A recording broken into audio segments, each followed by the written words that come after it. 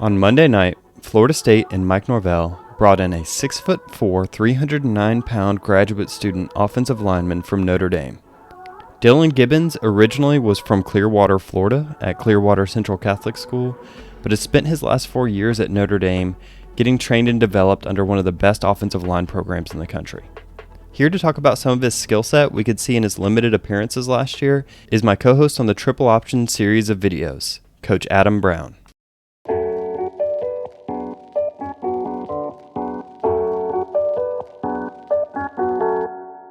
Yeah, so Gibbons, this is an exciting get for Florida State. There's not a ton of film on him, but the film you do get, he's I think he's a pretty darn good run blocker. We'll see about pass pro.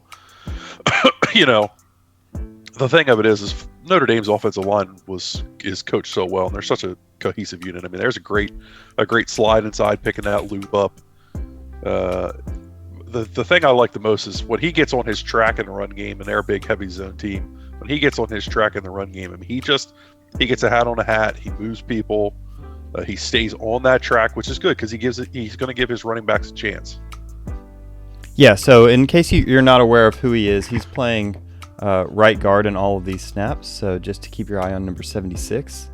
And yeah, I would agree. You can just tell that Notre Dame tends to make well-rounded offensive linemen. He's been in their system for a while. The pass block, it's hard to tell if he's going to set how good he is if we do choose to put him on the outside, how effective he'll be against like elite defensive ends. But you can just see here, he sees a stunt come his way. He's got his eyes there, and this is just the epitome of a well-coached offensive lineman.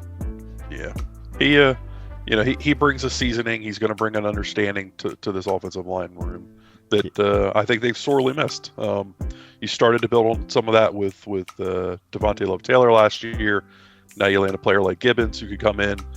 I'm not sure he's a natural guard. I know that's where he played here, and this is the only game he started last year for Notre Dame. But like the Eichenberg kid on the left side, he just got drafted in the NFL, and he's playing, and he's going to play guard in the NFL. We'll see. I don't know what some of his measurables are, like his arm length and things like that. He came in. I know he went into Notre Dame listed as a left tackle, so we'll see.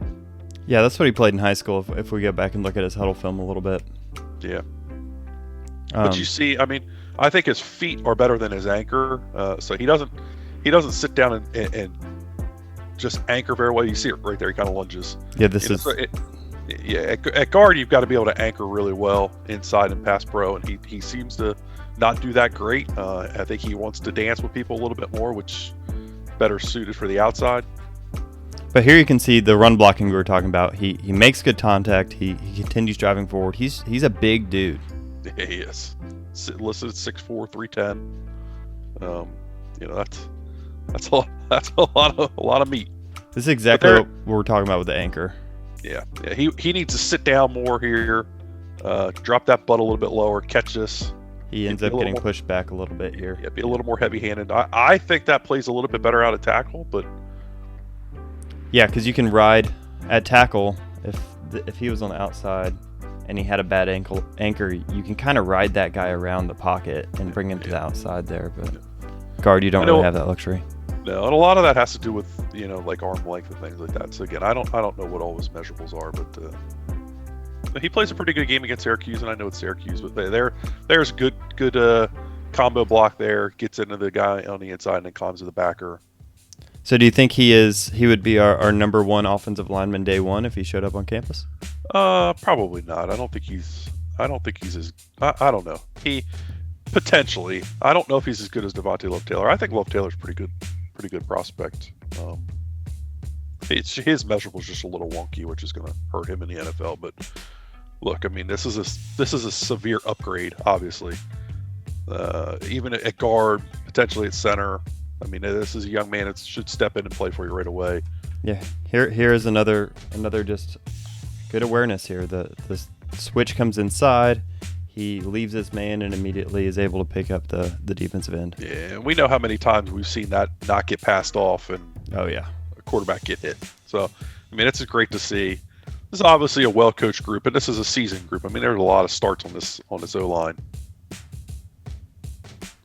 Yep. So all in all, I think that we can say that it's definitely raising the floor of this offensive line and probably even raising the ceiling. This is a great get and one that's one that is indicative of the kind of transfers that Mike Norvell is trying to get into this program more and more often.